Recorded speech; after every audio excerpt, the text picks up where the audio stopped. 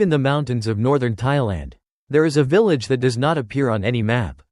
It is said to appear only during the seventh full moon, when the villagers walk through a bamboo forest carrying lanterns in a ritual called the moon ceremony of no turning back. There is only one rule. No matter what you hear behind you, never turn around. Chapter 1. The Village That Does Not Exist. Deep in the northern mountains of Thailand, beyond the roads tourists follow and beyond the villages marked on maps, there is a place the locals rarely speak about. They call it Ban Phra Chan. But even that name is spoken quietly, as if saying it too loudly might wake something sleeping beneath the trees. No official record shows the village. No government map marks its location. Satellite images reveal nothing but miles of dense forest and dark mountain ridges. Yet the villagers in nearby towns insist it exists. Some claim they once passed near it while traveling through the forest at night. Others say they heard the bells of a temple deep in the hills where no temple should be. And a few whisper something far more unsettling. They say the village does not exist all the time. Ban Phra Chan only appears once a year. On the night of the seventh full moon. On that night, when the moon rises large and pale above the mountains, a narrow path through the bamboo forest reveals itself. A path that cannot be found during any other time of the year. Those who follow the path will eventually reach the village. But there is a warning that always accompanies the story. A warning repeated by elders, monks, and hunters who know the forest well. If you walk the bamboo road during the night of the moon, do not turn your head. Not if you hear footsteps behind you. Not if someone calls your name. Not even if the voice sounds like someone you love. Because the villagers say the road is not meant for the living alone. Every year, during the full moon, something else walks that path. Something that has been waiting in the forest for a very long time. The villagers perform an ancient ritual known as the moon ceremony of no turning back. During the ritual, the entire village walks through the forest toward an abandoned shrine hidden deep among the mountains. They walk in silence. Each person carries a lantern. And each person must obey the same rule. Never turn around. The elders say the rule exists for a reason. Long ago, before anyone could remember, the boundary between the living and the dead was said to be thin beneath the moonlight. Too thin.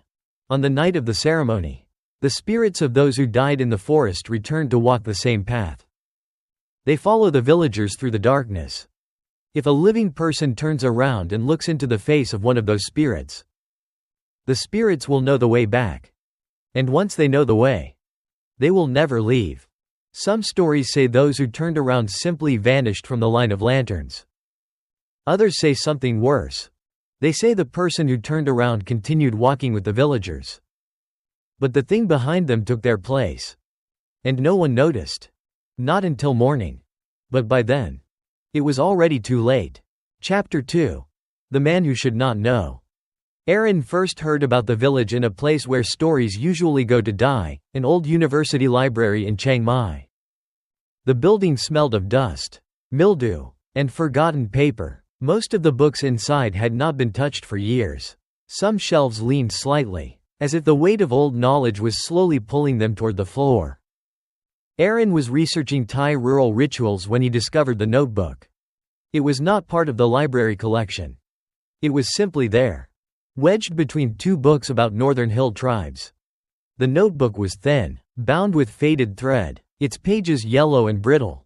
The handwriting inside looked hurried, almost desperate. Most of the text was written in Thai. But one sentence had been written in English.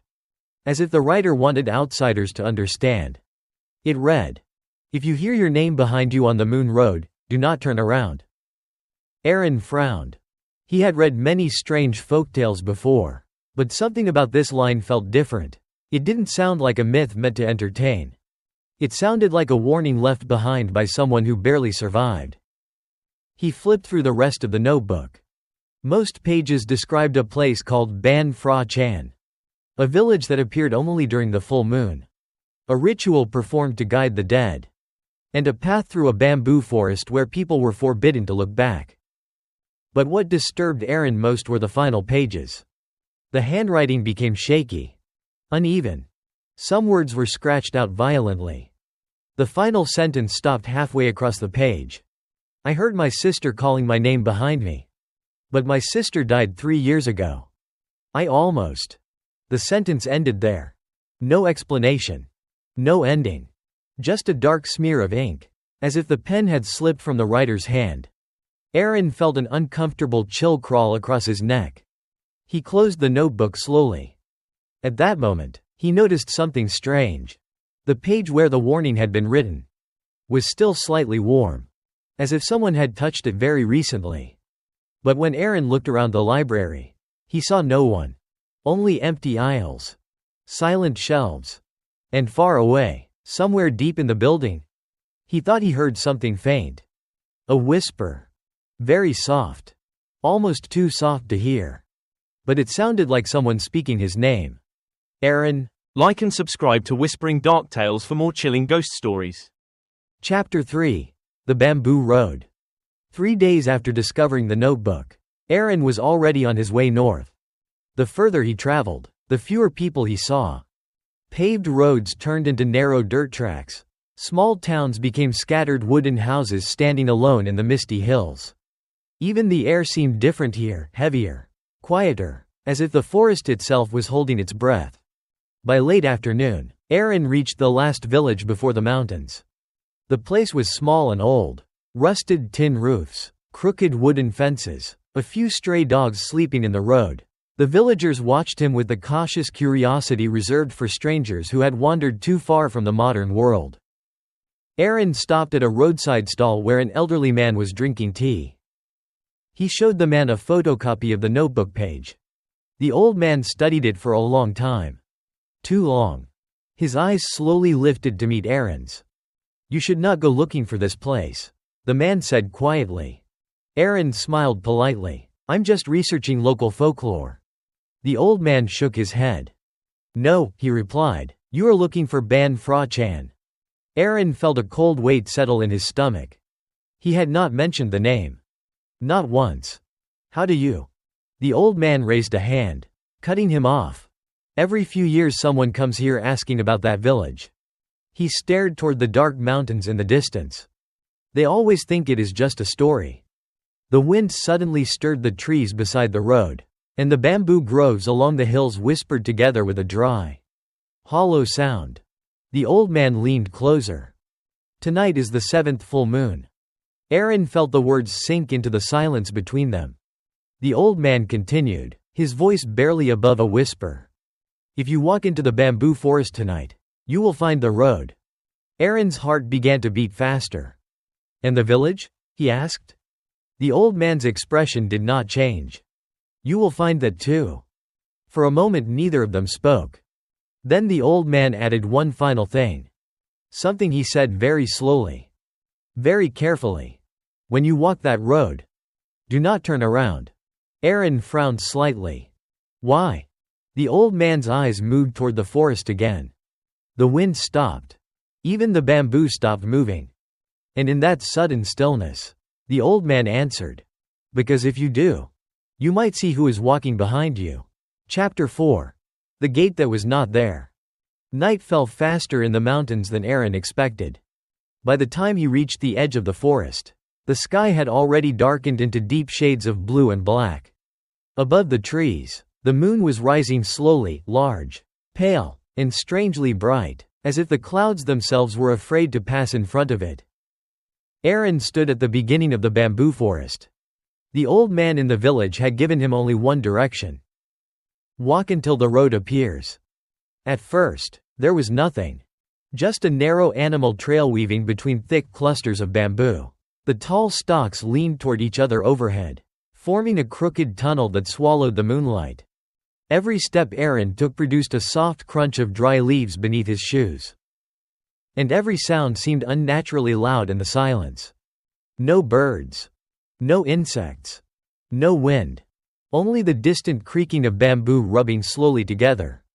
Aran checked his watch. 11:47 p.m. 3 minutes before midnight. The full moon rose higher. The forest suddenly felt different. Colder. He took another step. Then another. And that was when he saw it. The trail had changed. What had been a narrow animal path was now a wide dirt road. Smooth and clearly worn, as if hundreds of people had walked it for generations. Aran stopped. He was certain that road had not been there before. The bamboo on both sides swayed gently, though there was still no wind. Further ahead, something stood across the road.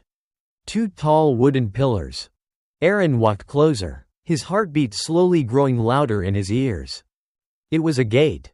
Old, dark, carved from weathered wood that looked as though it had been standing for centuries. Strange symbols had been etched into the surface. Most were faded, but one symbol was still clear. A circle. Inside the circle was the shape of a full moon. And beneath it, carved deeply into the wood, were 4 words in ancient Thai. Aran brushed away the moss covering the letters and translated them quietly to himself. The moon sees behind you. A sudden chill ran through his spine. At that exact moment, something moved in the darkness behind him. Very softly. A single step on dry leaves. Aran froze. He listened. Nothing. Just silence again. He told himself it was probably an animal. Maybe a deer. Maybe a wild dog. But as he stepped forward through the gate, he heard it again. Another footstep. Directly behind him. Not in the forest. Not among the trees. But on the road. Walking the same path. Keeping the same distance. And for the first time since entering the forest, Aran remembered the old man's warning. Do not turn around. Like and subscribe to Whispering Dark Tales for more chilling ghost stories. Chapter 5. The Village of Lanterns. The road continued deeper into the forest. Aran walked slowly, forcing himself to focus on the pale dirt path illuminated by the moon above. The bamboo stalks formed tall walls on both sides, their thin shadows stretching across the ground like crooked fingers. Behind him, the footsteps continued. Always the same distance. Never closer. Never farther. Step. Pause. Step. Pause. Aran told himself not to panic. The sound could still be an animal. Perhaps something curious had begun following him along the road. But animals did not walk with such steady rhythm. And animals did not stop every time he stopped. He kept walking. The moon climbed higher, flooding the road with a cold white glow. The deeper he went, the more the forest seemed to thin. Then, suddenly, the bamboo walls opened. Aran stepped out of the forest and froze. Before him, spread across a small valley between the mountains, was a village. Rows of wooden houses stood quietly beneath the moonlight. Their roofs were dark and slanted, built in an old style rarely seen anymore. Soft yellow lanterns hung outside nearly every doorway, swaying gently as if stirred by an invisible breeze. The air smelled faintly of incense. And something else.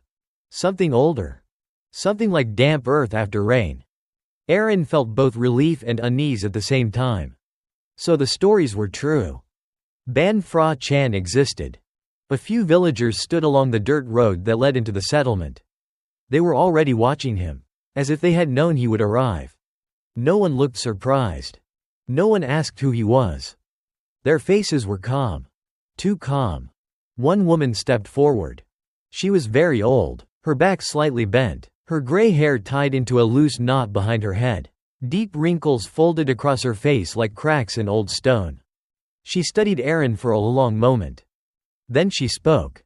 You came through the bamboo road. Her voice was soft but certain. Aran nodded. Yes. The old woman looked past him, down the dark road behind his shoulder. Her expression tightened slightly. Did you follow the rule? Aran blinked. What rule? The woman slowly lifted her eyes back to his.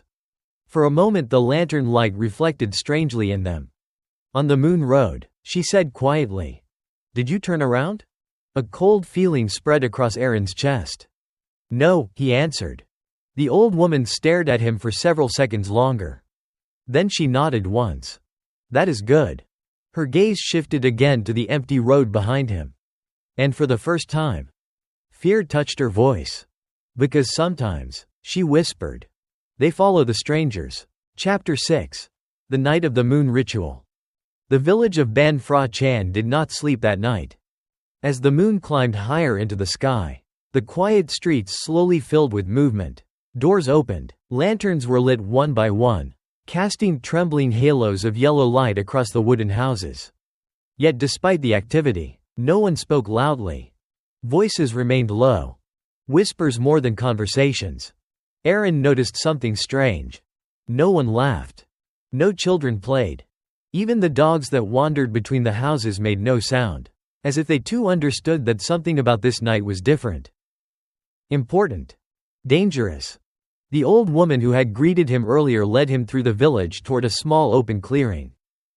In the center stood an ancient shrine made of dark stone. Moss clung to its cracked surface, and thick roots from nearby trees had begun to wrap around its base like the fingers of something slowly reclaiming it. Before the shrine, dozens of villagers had already gathered. Each of them carried a lantern. Their faces were illuminated from below, their expressions serious and focused. Waiting. A tall man wearing the dark robes of a temple caretaker stepped forward. His head was shaved, and long scars ran faintly across his arms like pale threads beneath the skin. He looked at Aran only briefly before addressing the crowd. "The moon has risen," he said. His voice carried easily through the silent clearing. "It is time." No one cheered. No one moved immediately. Instead, the villagers slowly formed a single line along a narrow path leading back toward the bamboo forest. Lanterns flickered in their hands like a chain of small, trembling stars. Aran felt a cold sensation crawling across his skin. "Where are they going?" he asked quietly. The old woman beside him answered. "To the shrine in the deep forest." "Why?" She did not look at him when she replied. "To lead them." Aran frowned. "Lead who?" The old woman finally turned her head. The lantern light reflected in her eyes again, the same strange reflection he had noticed before. "The ones who walk behind us." Before Aran could ask another question, the caretaker raised his hand. "Remember the rule." His voice was sharper now. Stronger. "When we enter the bamboo road, you must keep walking. Do not stop. Do not speak. And no matter what you hear." His gaze swept across the villagers. "Do not turn around." The line of lanterns began moving slowly toward the forest. Aran found himself walking at the very end. Behind him, the bamboo road disappeared into thick darkness. For a moment, there was nothing there. Only the pale glow of the moon. Then, a twig snapped somewhere in the shadows behind him. Aran's body stiffened. Another sound followed. A footstep. Not his. And not from anyone in the village. It came from the road. Directly behind him. And then another. And another. As if something had just stepped onto the path. To join the procession. Like and subscribe to Whispering Dark Tales for more chilling ghost stories. Chapter 7. The Voice in the Dark. The procession moved slowly into the bamboo forest. Lanterns swayed gently in the villagers' hands, casting long trembling shadows across the narrow road. From a distance, the line of lights looked like a glowing serpent winding through the darkness. No one spoke. No one looked around. Every person stared straight ahead, walking at the same slow, steady pace. Aran followed at the very end of the line. Behind him, the forest had become a wall of darkness. He could no longer see the gate he had passed earlier. He could no longer see the path he had come from. Only the endless bamboo road stretching forward beneath the pale moonlight. And the footsteps. They had multiplied. At first there had been only one pair behind him. Now there were many. Dozens. Soft steps brushing the dry leaves. Dragging sounds, like bare feet moving across dirt. Occasionally something scraped against the bamboo stalks lining the road. The villagers did not react. It was as if they expected it. Aran's throat felt dry. He tried not to listen. But the sounds behind him grew clearer. Closer. At times he thought he could feel the air shift, as if something had moved quickly past the back of his neck. Then came the whisper. Very faint. So faint that at first he thought it was only the wind. "Aran." His heart slammed against his ribs. The voice came from behind him. Soft. Almost gentle. He froze for half a second before forcing himself to keep walking. He told himself it was his imagination. But the whisper came again. Aran. This time it was clearer. And the voice was painfully familiar. His chest tightened. It sounded exactly like his mother. But that was impossible. His mother had died 3 years ago. He had stood beside her hospital bed. He had watched the machines fall silent. Yet the voice behind him was unmistakable. Aran, wait for me. The words trembled with sadness. With longing. With the same warmth he remembered from childhood. Every instinct in his body screamed at him to turn around. To look. To confirm what he already knew was impossible. The footsteps behind him quickened slightly. Something moved closer. So close that he could almost feel breath near his ear. Aran. The whisper was right behind him now. Right at the back of his neck. Why won't you look at me? Aran clenched his fists and kept walking. Ahead of him, the villagers' lanterns continued moving silently through the bamboo road. No one turned. No one spoke. Because everyone in that line knew the same terrible truth. The voices in the forest always sound like someone you love. Chapter 8. The breath behind him. The bamboo road seemed longer than before. Much longer. Aran had the strange feeling that they had been walking for hours. Yet the moon above the forest had barely moved. It still hung high in the sky, round and pale like an unblinking eye watching the procession below. The villagers' lanterns flickered ahead of him, swaying slowly with every step. But behind him, the darkness had grown crowded. The footsteps had become impossible to ignore now. Not one. Not 10. Hundreds. Soft, uneven steps moving through dry leaves and loose soil. Some dragged slowly across the ground. Others shuffled as if the legs behind them were stiff or broken. Aran forced himself to keep his eyes on the lantern in front of him. Do not turn around. The rule echoed in his mind like a prayer. Then something new happened. The whisper returned. But it was no longer alone. Aran. Aran. Aran. Multiple voices now. Men. Women. Children. All speaking his name. Some voices sounded distant. Others were very close. Too close. A sudden cold breath brushed against the back of his neck. Aran nearly stumbled. It felt exactly like someone leaning forward and exhaling slowly against his skin. The smell that came with it was terrible. Rot. Wet soil. Old wood. The smell of something that had been buried for a very long time. Aran clenched his jaw and kept walking. But the presence behind him grew bolder. A faint sound of fingernails dragging across bamboo came from the roadside. Scrrrrrrr rape. Scrrrrrrr rape. As if something was crawling alongside them in the darkness. Then, a hand touched his shoulder. Aran's entire body locked in place. The fingers were icy cold. Too thin. Too long. They rested lightly on his shoulder, barely pressing down, yet the weight of that touch felt heavier than stone. His heart pounded violently. He wanted to scream. Wanted to run. Wanted to turn around. But the villagers ahead of him continued walking calmly, their lanterns swaying in the darkness. As if nothing unusual was happening. The hand slowly slid from his shoulder. Down his arm. The fingers brushed the back of his wrist. Then they withdrew. But the whisper returned again. Closer than ever. Right beside his ear. Aran. The voice was no longer gentle. It sounded wrong now. Stretched. Distorted. Like a human voice forced through a throat that no longer belonged to the living. Just look at me. A few steps ahead, one of the villagers suddenly began to tremble. His lantern shook violently in his hand. The man stopped walking. The entire line slowed. And before anyone could stop him, the man turned his head. Only slightly. Just enough to look behind him. For a brief moment, the forest went completely silent.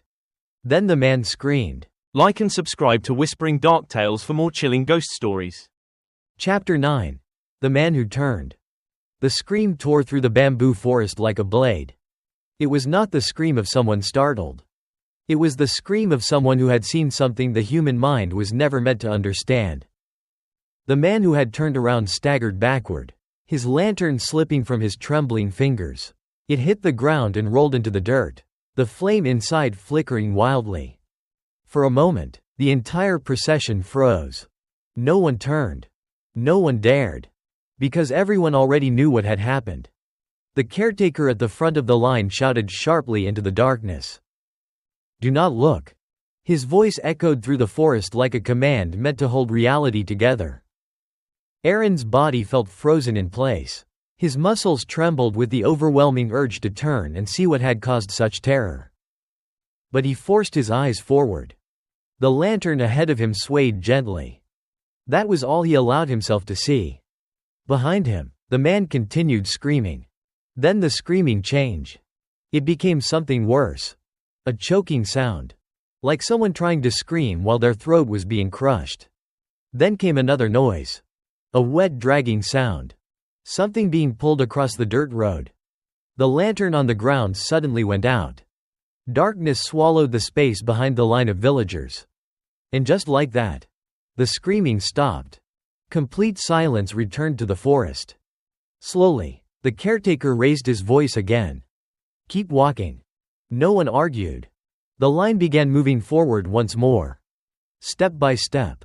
Lantern by lantern. As if nothing had happened. But Aran knew something had changed. He could feel it in the air. Behind him, the footsteps had stopped for several seconds after the man disappeared. Now they had returned.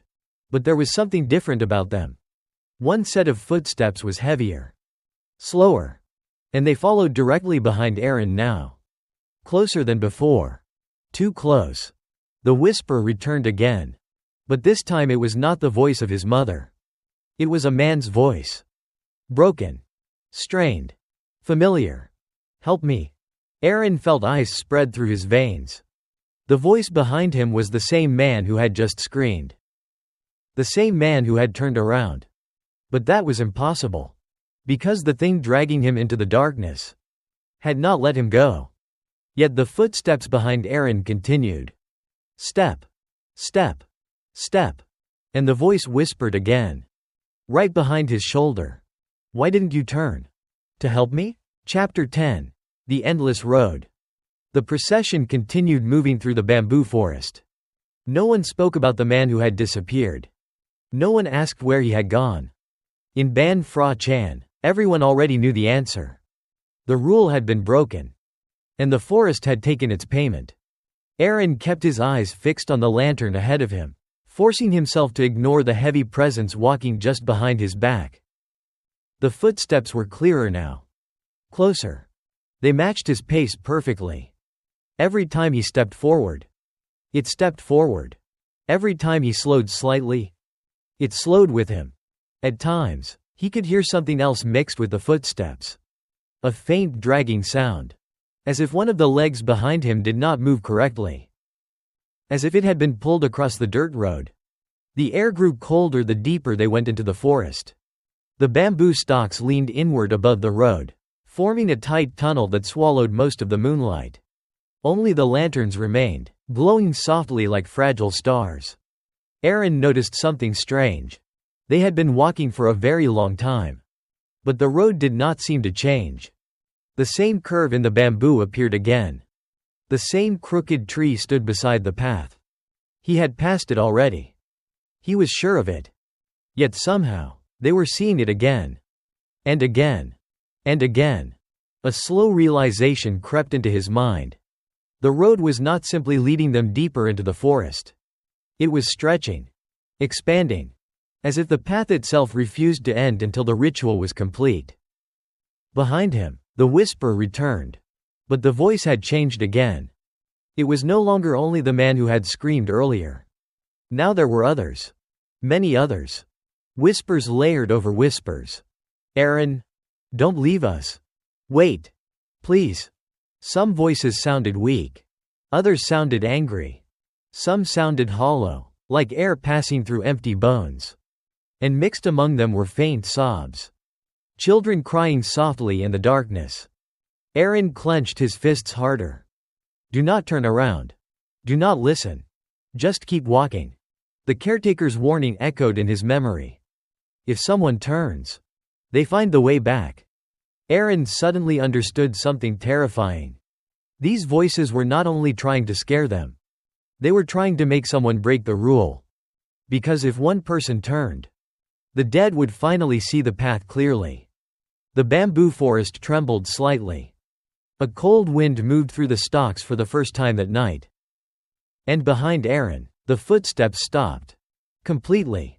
For several seconds there was only silence. Then, a new sound appeared. A slow inhalation. Right beside his ear. Something was standing directly behind him now. Close enough that he could feel the shape of it in the air. And a voice whispered softly. Not pleading. Not angry. But patient. Very patient. You are strong, Aran. The breath that followed was colder than ice. But everyone turns eventually. Like and subscribe to Whispering Dark Tales for more chilling ghost stories. Chapter 11. The Crying Behind the Trees. The bamboo forest suddenly felt alive. Not with the sounds of animals or wind, but with something far worse. The whispers behind Aran had begun to spread through the trees. At first they were quiet. Soft murmurs drifting through the darkness. But soon they multiplied. Voices rose from every direction, behind the line of villagers, beside the road, even high among the bamboo stalks above their heads. It was as if the forest itself had begun to speak. Aran, help me. Please don't leave. Some voices trembled with sorrow. Others sounded desperate. Then the crying began.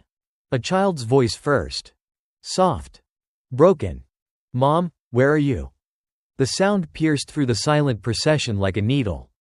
Aran's chest tightened painfully. He heard a woman farther ahead in the line take a shaky breath, as if fighting the urge to turn around. The caretaker's voice suddenly rose from the front of the procession. Keep walking. His command echoed sharply through the bamboo tunnel. Do not listen.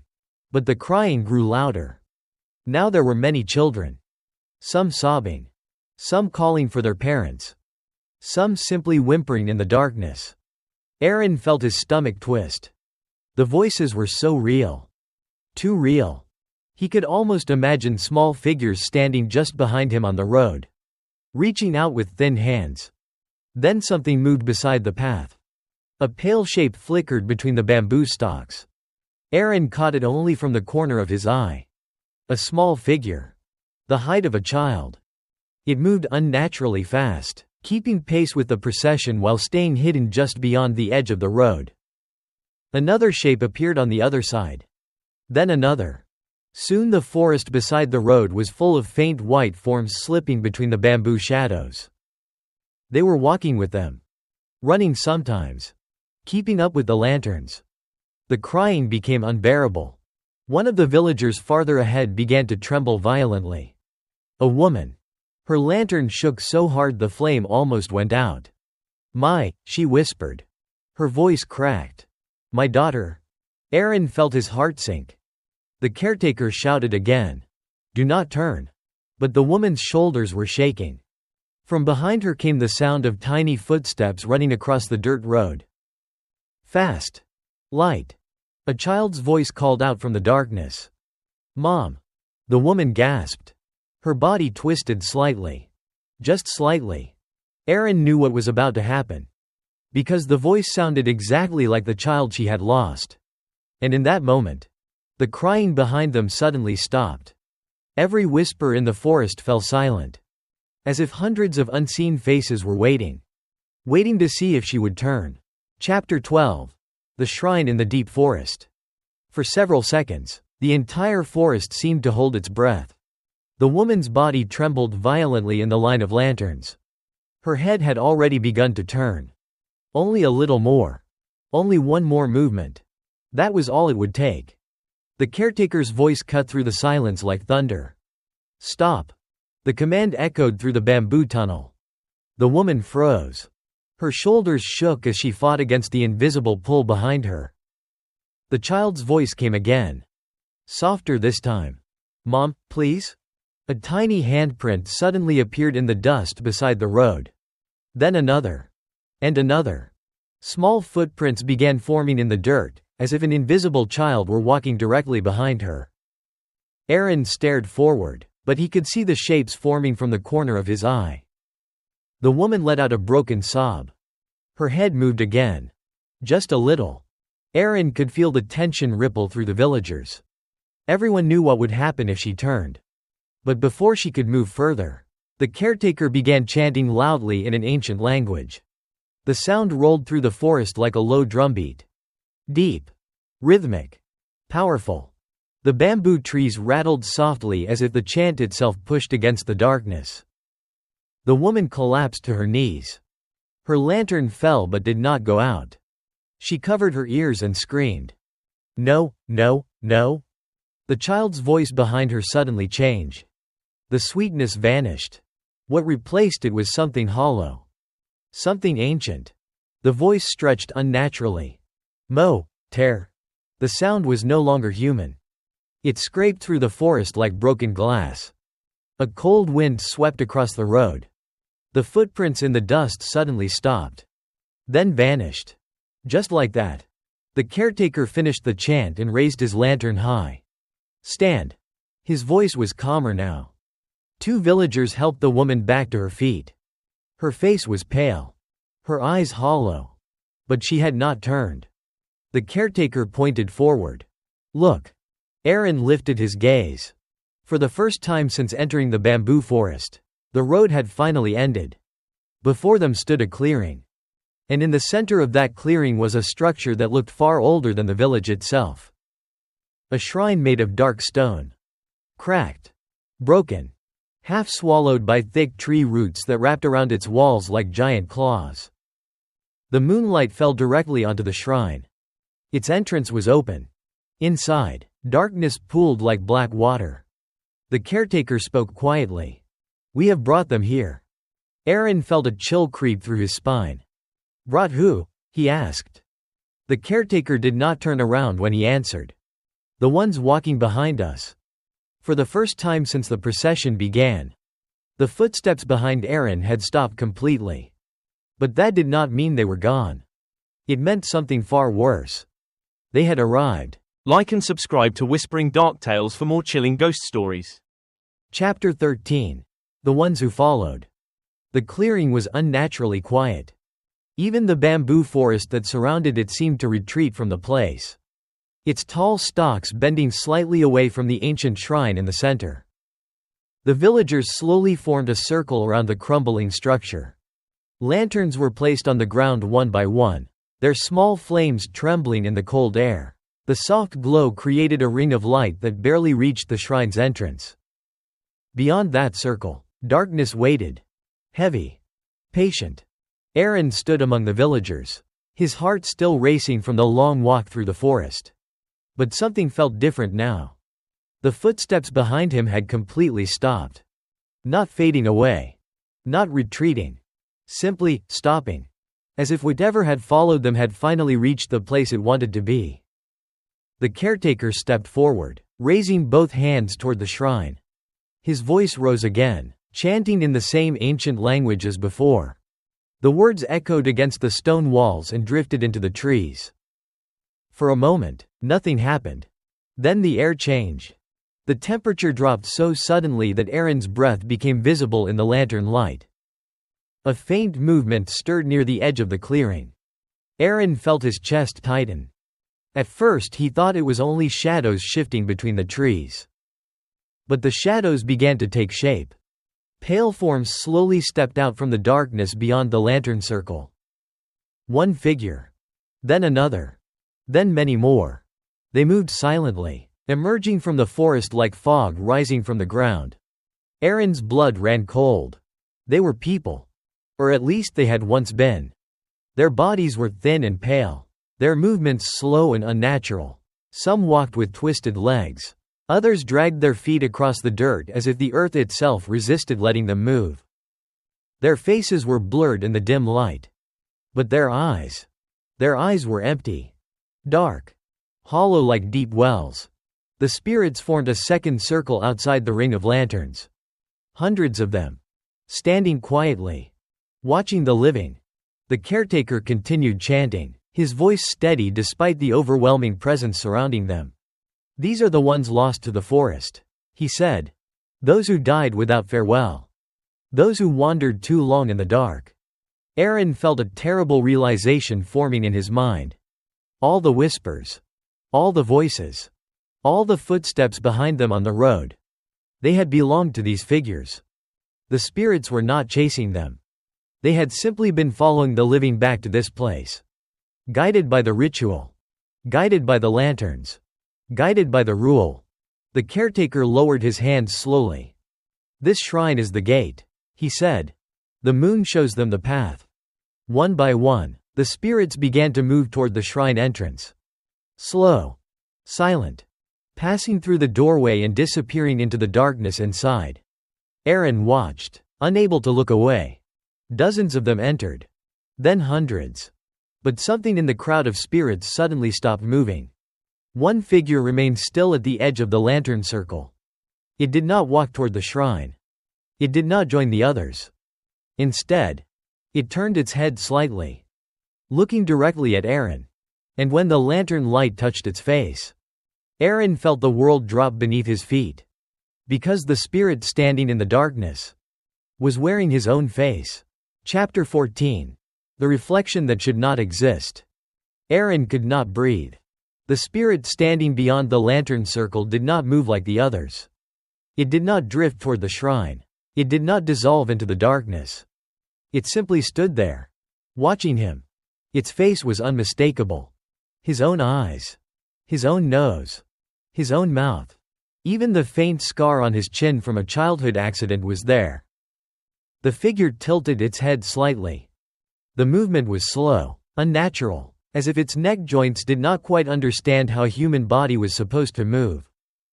Aran felt a cold tremor crawl up his spine. "This is impossible," he whispered.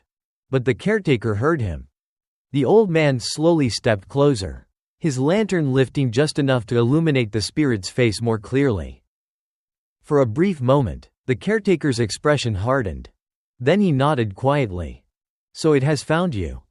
Aran turned to him, confused. "What are you talking about?" The caretaker did not answer immediately. His eyes remained fixed on the figure beyond the lantern circle.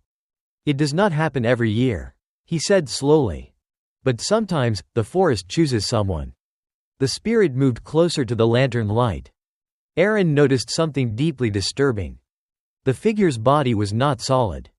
It shimmered faintly, like a reflection in disturbed water. Yet the face remained perfectly clear. Perfectly identical to his. "What is it?" Aran asked, his voice trembling. The caretaker's voice lowered. "It is the one that walks behind you." Aran felt the memory slam into his mind. The footsteps. The breathing near his ear. The whispers calling his name. All of it. The caretaker continued. "When someone walks the moon road, something from the forest may attach itself to them. It follows them. Learns them. Studies them." Aran stared at the figure. The spirit raised its hand slowly, mirroring his own movement. A perfect reflection. "But if the person turns around," the caretaker said quietly, "the spirit learns the final thing." Aran swallowed. What thing? How to take their place? A wave of cold passed through the clearing. The remaining spirits outside the shrine stopped moving. Every hollow eye turned toward Aran and his reflection. The caretaker's voice dropped to a whisper. "That is why the rule exists. If you turn around, the forest keeps you. And the thing that followed you leaves the forest." The spirit smiled. A slow, crooked smile that did not belong on a human face. Aran suddenly understood something horrifying. It had followed him the entire road. Listening. Watching. Waiting. But it had not succeeded. He had never turned around. Which meant the ritual was not finished yet. The caretaker raised his lantern toward the shrine. "You must go inside." Aran's chest tightened. "Why?" The caretaker looked at the spirit wearing Aran's face. "Because the forest is not done deciding which one of you belongs here." Behind them, the entrance of the shrine seemed darker than before. Not empty, but waiting. Like and subscribe to Whispering Dark Tales for more chilling ghost stories. Chapter 15. The One Who Leaves the Forest. The entrance of the shrine swallowed the moonlight. From where Aran stood, the inside looked like a hollow throat carved into the mountain, deep, silent, and impossibly dark. The caretaker placed a lantern at Aran's feet. "You must go alone." Aran's throat tightened. "And if I refuse?" The caretaker's answer was calm. "Then the forest will decide for you." Behind them, the spirit that wore Aran's face had begun to move. Slowly. Step by step. It approached the lantern circle, its reflection-like body flickering faintly in the pale light. The villagers remained perfectly still. None of them interfered. None of them spoke. Because they all knew something Aran did not. This moment had been part of the ritual from the beginning. Aran picked up the lantern and turned toward the shrine. Each step toward the entrance felt heavier than the last. Behind him, the spirit copied his movement. When he stopped, it stopped. When he stepped forward, it followed. Two shadows walking toward the same darkness. Aran reached the threshold of the shrine. Cold air poured out from inside, carrying the smell of damp stone and something older, something buried deep beneath the forest for centuries. The caretaker spoke one final time. "Inside this shrine, the moon sees the truth." Aran hesitated. Then he stepped inside. The darkness closed around him instantly. The lantern's small flame illuminated only a narrow circle of cracked stone floor. Ancient carvings covered the walls, symbols of the moon, spirals, and strange human figures with hollow eyes. Behind him, footsteps echoed inside the shrine. The spirit had entered. Aran slowly turned around. For the first time that night, he looked directly at the thing that had followed him. It stood only a few steps away. His face, his body, his eyes. But the eyes were wrong. Too empty. Too deep. They reflected no light at all. The spirit tilted its head. Then it spoke. Not in a whisper. Not in his mother's voice.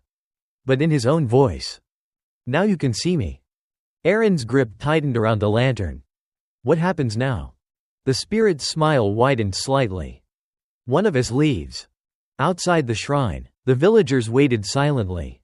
Minutes passed. No one spoke. Then the sound of footsteps emerged from the shrine. Only one set.